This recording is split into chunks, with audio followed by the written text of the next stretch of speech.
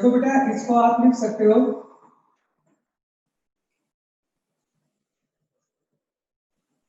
Sine upon cos 10 और एक बचा cos square. Sine upon cos 10 हो गया, बचा cos square, 1 upon cos square को ले लिया सेक स्क्वायर। और इसमें बाई पार्ट लगा दो, इसको फर्स्ट फंक्शन ले लो और जो बचा ये वाला इसको आप सेकंड फंक्शन ले लो। तो सेकंड फंक्शन का आपको इंटीग्रेशन की जरूरत होती है, तो इसका इंटीग्रेशन कैसे करोगे? अगर आपको इसका इंटीग्रेशन करना है तो इसमें आप tan x को t, उसका डेरिवेटिव sec स्क्वायर x, तो ये क्या बन जाएगा t dt, और t dt का इंटीग्रेशन हो गया t स्क्वायर बाई 2, तो इसका इंटीग्रेशन क्या हो गया tan स्क्वायर x बाई 2। इसका इंटीग्रेशन आप tan x को t लेके किया, तो tan स्क्वायर x बाई 2 इसका इंटीग्रेशन आएगा। अब यहां करता हूं मैं पहला फंक्शन, फर्स्ट फंक्शन, इसका integration limit 0 to pi by 4, दोबारा से minus 0 to pi by 4, x का डेरिवेटिव 1 और इसका इंटीग्रेशन वही tan स्क्वायर x बाई 2।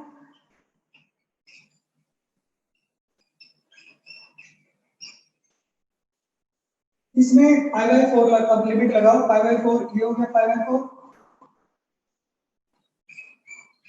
यहाँ पाई बाई 4, तो 10 पाई बाई 4 1 बाई 2, तो कुल मिला के कितना हो गया पाई बाई 8। फिर 0 लगाएंगे 0 माइनस, इसका इंटीग्रेट करने के लिए 1 बाई 2, tan स्क्वायर x को लिख दो sec स्क्वायर x माइनस 1, और ये हो गया पाई by 2 minus 1 by 2, sec square x का tan x और माइनस x, बस इसमें लिमिट लगा दो, आंसर 29। इसमें बेटा f पाई बाई 2 आपको फाइंड करना है, तो देखो ये है fx की वैल्यू, ये fx की वैल्यू है, तो f पाई बाई 2 निकालना है, तो f पाई बाई 2 कितना हो जाएगा f, तो यहां पर ये पाई बाई 2 हो जाएगा। आप कहोगे फंक्शन में यहाँ भी पाई बाई 2 रख देंगे, नहीं यहाँ पाई बाई 2 नहीं रखेंगे, क्यों नहीं रखेंगे? क्योंकि ये जो फंक्शन है इसको तो अभी इंटीग्रेट करना है, यहाँ पे तो इंटीग्रेट करना है इसको, तो यहाँ पे सिर्फ यहाँ पे पाई बाई 2 रखेंगे sin 2x,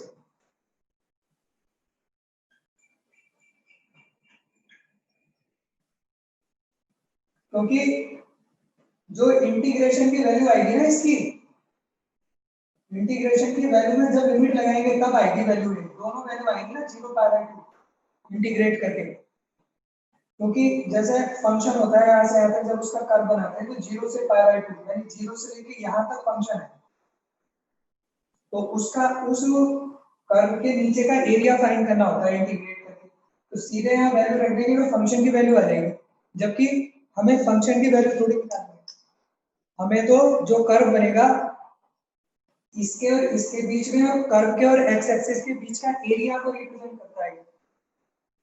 अगर सीधे यहाँ पे पाई बाई 2 रख देंगे तो वो सीधे फंक्शन की वैल्यू आ जाएगी एक पॉइंट पर, इसलिए आप वैल्यू यहाँ पे नहीं रखोगे, वो यहाँ पे नहीं रखोगे एक्स की value pi by 2।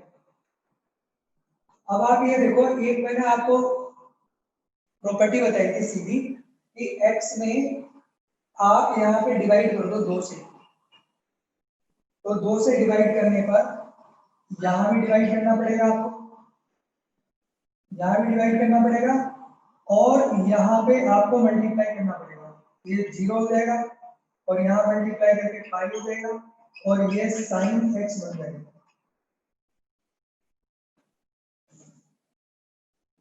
sin x dx, या फिर अगर आपको ऐसा ना करो तो 2x को t लेके भी कर सकते हो आप, यहाँ पे 2x को t ले लेना तब भी यही बन जाएगा।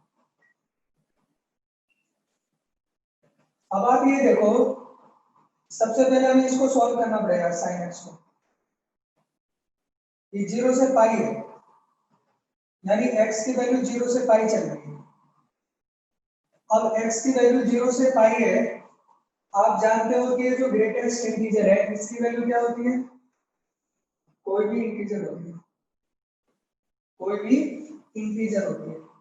अगर x की वैल्यू 0 से 1 होगी तो बॉक्स की वैल्यू, यहाँ पे x की वैल्यू 0 से पाई है। आप जानते हो अगर x की वैल्यू 0 से 1 हो, ये हो, तो जो बॉक्स हो जाता है वो 0 हो जाएगा। अगर x की वैल्यू 1 से 2 हो तो बॉक्स की वैल्यू 1 हो जाएगी। x की वैल्यू 2 से 3 हो तो बॉक्स की वैल्यू 2 हो जाएगी, है ना। और x की वैल्यू अगर 3 से लेके और बड़ी यहाँ तक हो, 4 तक हो, 4 के बीच में कहीं तक नहीं है तो बॉक्स की वैल्यू 3 हो जाएगी। यही होता है। यहाँ 0 से पाई, पाई का वैल्यू होती है 3.14, 3.14 है, तो इसका हमें ब्रेक करना पड़ेगा। कैसे? ये 1/2 एक वैल्यू हो जाएगी हमारी कहाँ से? 0 से 1। तो जब हम 0 से 1 लेंगे, ये जो बॉक्स होगा इसकी वैल्यू 0 आ जाएगी। जब हम x की वैल्यू 0 से 1 लेंगे तो बॉक्स की वैल्यू 0 आ जाएगी, तो साइन 0 हो जाएगा, साइन 0। फिर आएगा 1 से 2, जब 1 से 2 आएगा तो अब वैल्यू कितनी हो जाएगी? x की वैल्यू 1 से 2 है तो बॉक्स की वैल्यू 1 हो जाएगी, तो अब आ जाएगा साइन 1 और ds है, और प्लस फिर 2 से 3 हो जाएगी। अब जब ये 2 से 3 हो जाएगी तो साइन 2 आ जाएगा, और उसके बाद आएगी 3 से लेकर के और कहां तक? लास्ट में पाई, तो 3 से पाई में वैल्यू साइन 3 हो जाएगी। बस इंटीग्रेट कर दो, ये तो 0 ही हो गया, तो आंसर क्या आ जाएगा? 1/2। अच्छा, साइन 1 तो आगे आ जाएगा, साइन 1 जो होगा ये तो कांस्टेंट होगा कोई, इसका इंटीग्रेशन x आ जाएगा। जब लिमिट लगाओगे 2 - 1 तो 1, तो कुल मिला के इसका कितना है? साइन 1। अब जैसे ये है साइन 2, ये तो कांस्टेंट हो गया, इसका इंटीग्रेशन x आ गया। लिमिट लगाओगे 3 - 2 1, 3 - 2 तो ये साइन 2 बचेगा। ऐसे यहाँ पर साइन 3, और x में लिमिट लगाओगे तो क्या आएगा? पाई -3 आ जाएगा। ये आपका आंसर होना चाहिए, sine 1 plus sine 2 plus sine 3 और पाई -3, ऐसा आंसर होगा। क्या आप लोगों को ये बात समझ में आई? क्या आपको ये बात समझ में आ गई? या इसमें अभी भी कोई डाउट है?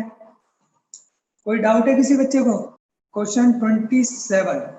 देखो बेटा, जब भी ये ग्रेटेस्ट इंटीजर फंक्शन ये सब आ जाते हैं तो इसको आप रीडिफाइन करते हो, और इसका एक बार फिगर बना के भी देख लो, थोड़ा सा आपको आइडिया बन जाता है। तो इसका जो ग्राफ होता है, e की पावर x का ग्राफ कैसे बनाते हो? e की पावर x का ग्राफ ऐसे जाता है यूं, और e की पावर -x का ग्राफ कैसे जाएगा? वो यूं जाएगा। ये e की पावर -x का है, ठीक है। अच्छा, जब हम x को 0 रखेंगे तो x को 0 रख करके क्या आता है? 1, लेकिन ये ट्वाइस आ रहा है ना, तो तब ये कहां से जाएगा? ये वाला पॉइंट फिर 0 2 हो जाएगा, ये 2 से जाएगा, यहाँ से आया था 2 हो गया। बात समझ रहे हैं आप? जहाँ इस ये अगर जैसे मान लो सिर्फ हमारा ये वाला फंक्शन है, मैं इसकी बात कर रहा हूँ, ट्वाइस ऑफ e की पावर -x है, तो इसमें x की वैल्यू 0 रखो, 0 रखोगे तो ये तो 1 हो जाएगा, और 1 को 2 से मल्टीप्लाई करके, तो जहाँ x 0 होगा तो हमारा जो कर्व होगा वो 2 से होके जाएगा, 0 2, ये वाला पॉइंट 0 2। अब हमें 0 से इंफिनिटी, तो 0 से इंफिनिटी इधर को हो गया, ये इंफिनिटी को जा रहा है, तो एरिया किसका निकालना है? जो इसके नीचे कर्व आ रहा है, ये वाला, और इसके नीचे का भी नहीं निकालना, ये तो बॉक्स है, तो इस बॉक्स को देखना है हमें, इसका कर्व कैसा बनेगा। जो ये वाला कर्व बन रहा है, तो ये तो ये बन रहा है, 2e⁻x का कर्व है। अगर हमने इसको इंटीग्रेट कर दिया, इसको अगर ये ना लगा हुआ हो और इसको इंटीग्रेट कर दे तो इसके नीचे का एरिया आएगा। लेकिन ये अगर बॉक्स आ रहा है तो बॉक्स को कैसे देखोगे आप? बॉक्स आ रहा है, ये यहाँ से यहाँ तक वैल्यू 2 है, तो कहीं पे जाकर के इसकी वैल्यू 1 भी हो रही होगी, ये 1 हो रही होगी, और थोड़ी कहीं आगे जाके 1 से 0 हो रही होगी। तो जब हमारा जो कर्व है वो 2, फंक्शन की वैल्यू 2 कहां पर होगी? इसकी वैल्यू 2 कहां पर होगी? जहां पे इसकी वैल्यू 2 कहां पर होगी? यहाँ पे 2 है फंक्शन की वैल्यू, लेकिन फंक्शन की वैल्यू जैसे ही 2 से छोटी हो जाएगी, फंक्शन की वैल्यू f(x) की वैल्यू, जैसे ये f(x) है, इसकी वैल्यू अगर 2 से कम होगी, 2 से कम मतलब 2 से 1 के बीच में होगी, तो जो बॉक्स है बॉक्स की वैल्यू 1 हो जाएगी। जैसे ये है ना हमारा ट्वाइस ऑफ e⁻x है, अगर इसकी वैल्यू 2 और 1 के बीच में कहीं आ रही है तो ये जो बॉक्स होगा इसकी वैल्यू क्या हो जाएगी? 1 होगी। यानी कि जैसे ये x = 0 पे है, 2 है, तो जैसे हम थोड़ा सा आगे को चलेंगे फंक्शन जो होगा वो 2 से थोड़ा छोटा हो जाएगा, तो अब जो बॉक्स होगा उसकी वैल्यू क्या आएगी? 1। और 1 कहां तक आएगी? अब ये देखना है, जो 1 आएगा इसकी जो बॉक्स की वैल्यू है 1 आएगी, तो x की वैल्यू क्या होगी? कहां तक होगी? तो ट्वाइस ऑफ e⁻x ये है, तो यहाँ 2 से डिवाइड कर दो, आप इसको 2 से डिवाइड कर दो, 1/2 e⁻x, और ये 2 से डिवाइड करके ये आएगा। अब सबका लॉग ले लो, e⁻x है ना, तो हमें x की वैल्यू निकालनी है, तो लॉग ले लो, ये लॉग 1/2 हो गया, ये लॉग लेंगे -x log e, log e 1 हो जाएगा, -x log e, तो log 1 ये 0 हो जाएगा। अब ये 2⁻−1 माइनस आगे आ गया, माइनस का log 2 हो गया, और माइनस से इसको सबको मल्टीप्लाई कर दो, तो x की वैल्यू कहां से कहां तक आ गई? ये इंटरचेंज हो जाएगा, यहाँ पे 0 आ जाएगा, और इधर क्या हो जाएगा?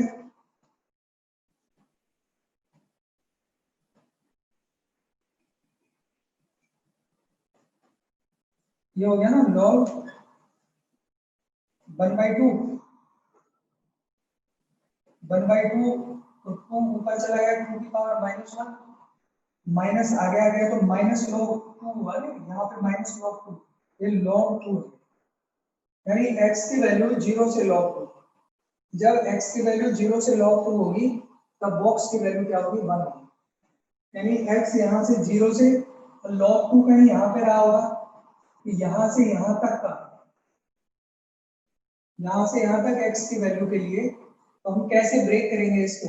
इसको ऐसे ब्रेक करेंगे 0 से और log 2,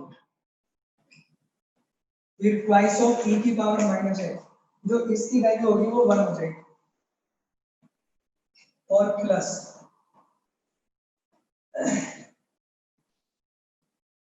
जब इससे आगे चले गए ट्वाइस ऑफ e⁻x, 1 से 2 हो गया, x की वैल्यू 0 से log 2 हो गई।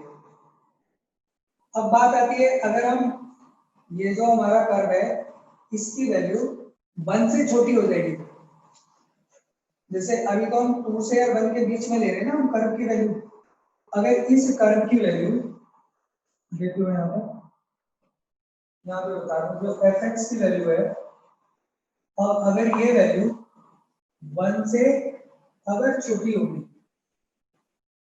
सपोज करो यहाँ तक कर्व की वैल्यू 1 है, ये आया ना ऐसे करके, अब 1 से अगर छोटी हो गई अगर, तो बॉक्स की जो वैल्यू होगी, यानी ट्वाइस ऑफ e⁻x, 1 से छोटा लिया था हमने, 1 से छोटा, तो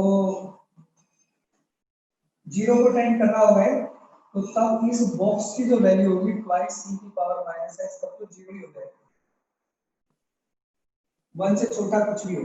यानी इससे आगे x अगर चलेगा तो x यहाँ log 2 से कहां तक जाएगा, इंफिनिटी तक जाएगा, तब जो वैल्यू होगी वो जीरो ही होगी। अब इसको इंटीग्रेट कर दिया तो x आया, x में लिमिट लगा दो log 2, ये आंसर आ गया। ये मैंने इसको ध्यान आपको ये रखना है कि जैसे कर्व बना के देख लो आप, तो कर्व इसका ये बनेगा, ये 0 2 से जाएगा और x की वैल्यू 0 से इंफिनिटी, इधर को हो गया x 0 से इंफिनिटी। तो जब x 0 से इंफिनिटी होगा, है ना, तो अब हमें ये क्या है, ये हमारा बॉक्स है, इसकी जो वैल्यू आएगी तो वो इंटीजर आएगी, या तो 0 आएगी, 1 आएगी, 2 आएगी, तो वो वैल्यू देखनी है हमें।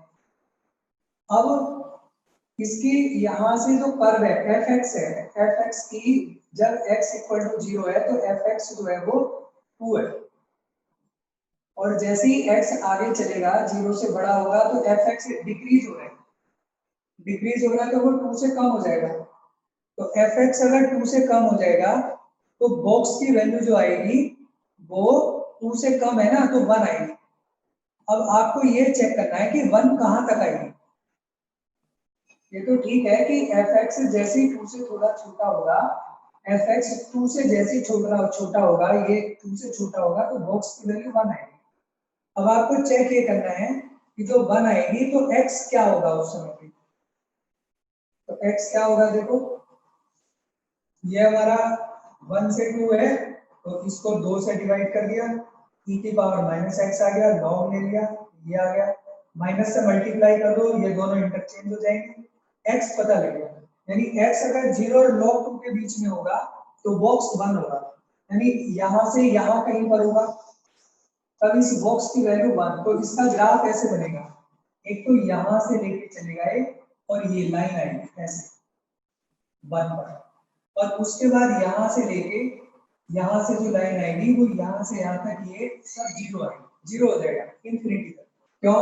क्योंकि जो कर्व होगा, कर्व की वैल्यू जैसे ही 1 से नीचे जाएगी, हमारा जो कर्व है जैसे ही 1 से नीचे जाएगा, 1 पे तो 1 हो जाएगा, और कर्व जैसे ही 1 से नीचे जाएगा बॉक्स की वैल्यू जीरो हो जाएगी।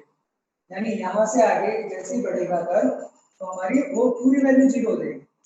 तो कर्व कैसा आएगा, यहाँ से यहाँ तक लाइन आएगी, फिर यहाँ से यहाँ तक ये जीरो हो जाएगी, इसको जीरो रख देंगे, इसका इंटीग्रेट कर देंगे। नेक्स्ट क्वेश्चन, जब कभी भी माइनस पाई बाय 2 से पाई बाय 2 यानी माइनस a टू a कोई लिमिट बन रही होती है, उसमें फंक्शन को चेक कर लेते हैं कि ये ऑड है या इवन है, ऑड इवन चेक कर लेते हैं।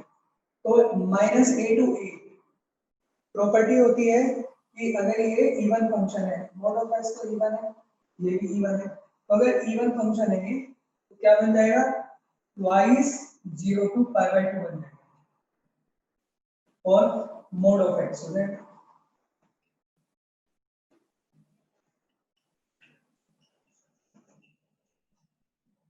दूसरी बात, यहाँ पे लिख देंगे फंक्शन जो है वो इवन है प्रॉपर्टी से। इसके बाद क्या होता है कि आप ये देखो x की वैल्यू 0 से बड़ी है, तो अगर x की वैल्यू 0 से बड़ी है तो आप इसको डिफाइन करोगे, अगर x 0 से बड़ा है तो मॉड ऑफ x कैसा हो जाएगा, x हो जाएगा। तो ट्वाइस x 0 से बड़ा है तो ये बन गया x dx।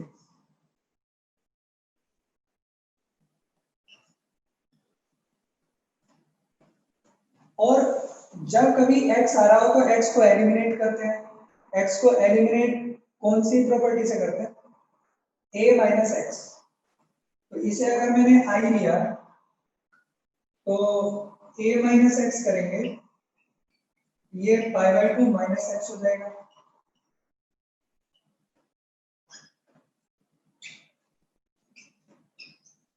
टू यहाँ पे पाई बाय 2 माइनस एक्स करोगे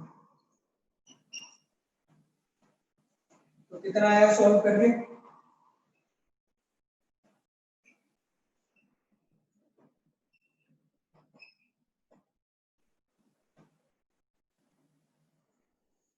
दो से मल्टीप्लाई किया, पाई pi minus 2x, pi minus 2x क्या होगा, माइनस का आएगा, लेकिन स्क्वायर है यही रहेगा, 8 cos स्क्वायर 2x बन जाएगा। स्क्वायर होने की वजह से कोई चेंज नहीं होगा। अब इसे और इसे दोनों को प्लस कर दिया तो 2i is equal to 2 0 to pi by 2, नीचे एलसीएम सेम आ जाएगा, ऊपर प्लस हो जाएगा पाई बाई 2 माइनस एक्स, और ये एक्स एक्स कट जाएगा, पाई बाई 2 बचेगा,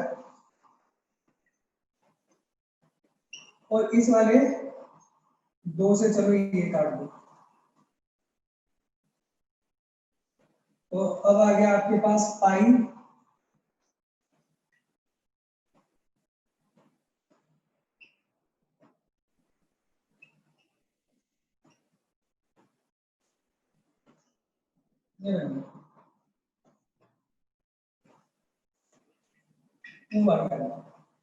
इसके बाद अब क्या करोगे, cos स्क्वायर 2x है नहीं, कॉमन ले लो इसको। एक काम आप ये भी कर सकते हो, अभी ये आ गया i is equal to pi by 2 हो गया, 0 टू पाई बाई 2 हो गया। इसमें से आप क्या करो, cos स्क्वायर 2x को कॉमन ले लो, तो ये बच जाएगा 8, जो cos स्क्वायर 2x यहाँ से बाहर आया है वो यहाँ sec स्क्वायर 2x हो जाएगा, और यहाँ 8 प्लस ये क्या बनेगा sec स्क्वायर 2x, उसको लिख दो sec स्क्वायर 2x को 1 plus tan square 2x।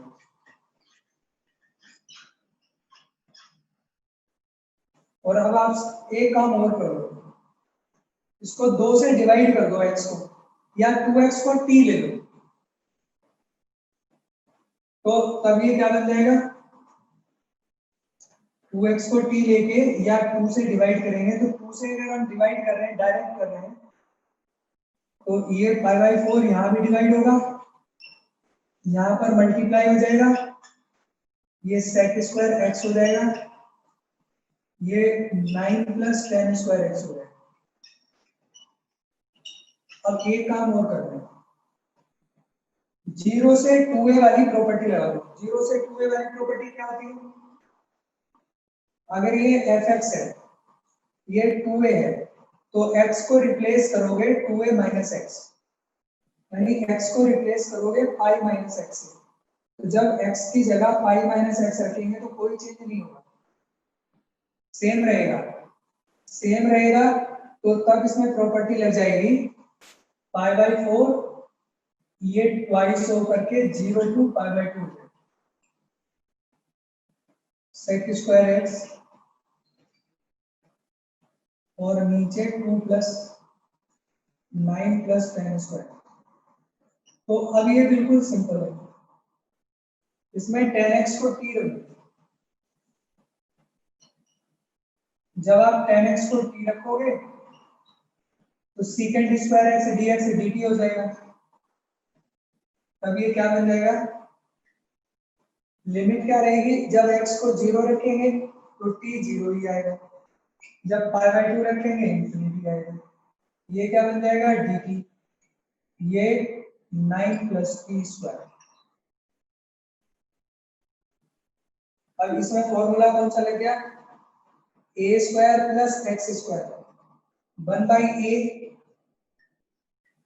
1 by a मतलब 1 by 3 tan inverse 3 by 3 limit 0 to infinity, तो 1 बाई 6, जब आप इंफिनिटी लगाओगे तो पाई बाई 2 आएगा, 0 लगाओगे 0 आएगा, पाई बाई 12, पाई बाई 6 यहाँ था ना, पाई स्क्वायर बाई 12 आएगा। क्या कोई डाउट है किसी को इसमें, किसी को डाउट है इसमें? नेक्स्ट क्वेश्चन, 0 टू 2 fx हमको फाइंड करना है। अब जो fx आ रहा है तो वो fx की इस तरह से डिफाइन किया हुआ है कि fx 0 है अगर x की value n upon n plus 1 है, और बाकी कहीं पर होगा तो वो 1 होगा, एल्स भी है n की वैल्यू 1 2 3 4 है, तो देखो अगर हम कर्व से इस चीज को अगर थोड़ा सिंप्लीफाई करके देखें तो ये 0 से 2 है सपोज, ये यहाँ बीच में 1 होगा। तो अकॉर्डिंग टू क्वेश्चन ये आ रहा है कि अगर फंक्शन को हम लेते हैं x की value n upon n plus 1, n की वैल्यू 1 हो गया, तो 1 का मतलब हो गया 1/2 हो गया। n की वैल्यू 1 लेंगे तो x की वैल्यू 1/2 होगी। तो 1/2 सपोज करो यहाँ पर आ रहा होगा 1/2, ये आ गया 1/2। तो जब x की वैल्यू 1/2 आएगा तो फंक्शन जो होगा वो 0 हो रहा होगा, ये यहाँ पे 0 हो गया, 1/2 पे फंक्शन 0 हो गया। फिर ऐसे आएगा 2/3 आएगा, n की वैल्यू 2 लेंगे तो 2/3 कहीं यहाँ बीच में रहा होगा, तो वहां पे भी 0 हो जाएगा, फिर 3/4 पे 0 हो जाएगा, ऐसे करके। और बाकी जो पॉइंट बचे उन पे 1 रहा होगा, यानी बाकी जो सारे पॉइंट बचे, तो जब यहाँ से यहाँ तक जितने भी पॉइंट बचे वहां पे फंक्शन की वैल्यू 1 रही होगी, यानी ऐसे करके कर्व बनेगा, क्यों रहा होगा 1 यहाँ तक, फिर ये 0 आ गया, फिर उसके बाद फिर ये रहा होगा, फिर 0 आ गया, फिर ये आगे फिर रहा होगा, फिर 0 हो गया, ऐसे करके चलता रहा होगा ये फंक्शन। और बाकी बाकी जैसे ये 1 को 1 की तरफ को जा रहा होगा, 1 से आगे, 1 से आगे कितना रहा होगा, 1 से 2, वो 1 ही रहा होगा, 1 से 2 LCM। तो हमें अगर इसको इस तरह से ब्रेक करना पड़े कि 0 से पहले हम 1/2 ब्रेक करेंगे, तो 0 से 2 में क्या आ जाएगा, 0 से 1/2 जाएगा, 0 से 1/2 में 1 आएगा, इसके बीच में जितने भी पॉइंट होंगे वो 1 आ जाएगा, ऐसा आ जाएगा। फिर 1/2 पे 0 हो जाएगा, फिर 1/2 से 2/3 जाएगा, फिर ये 1 हो जाएगा, फिर 2/3 से जाएगा कहां तक, 3/4 तक जाएगा, फिर 1 हो जाएगा। चलते चलते लास्ट में क्या होगा, लास्ट में n की कोई भी वैल्यू ले लें, जैसे सपोज करो मैंने 10 ले ली, तो 10/11 रहेगा, ये एक कम है, तो लास्ट में जैसे x इक्वल टू n/n+1 है, यहाँ पे अगर ये लास्ट में n/n+1 है तो इसकी जो लोअर लिमिट क्या आएगी, उससे एक कम आएगी। जैसे ये चल रहा हमारा 0 से 1/2 चल रहा है, 1/2 से 2/3, लास्ट में 2/3 आ रहा है, जब x को हमने 2 रखा तो 2/3 आया, तो ये आया ना 2/3, उससे कम रहेगा ना, 1 कम रहेगा, एक पीछे रहेगा, यानी कि इससे एक पीछे क्या आएगा, n-1/n, और कब क्या 1, और प्लस फिर इसके बाद ये इस तरह से चलता जाएगा, उसके बाद क्या आएगा, उसके आगे क्या बच जाएगा, 1 से 2 बच जाएगा, 1 से 2, उसमें क्या आएगा 1,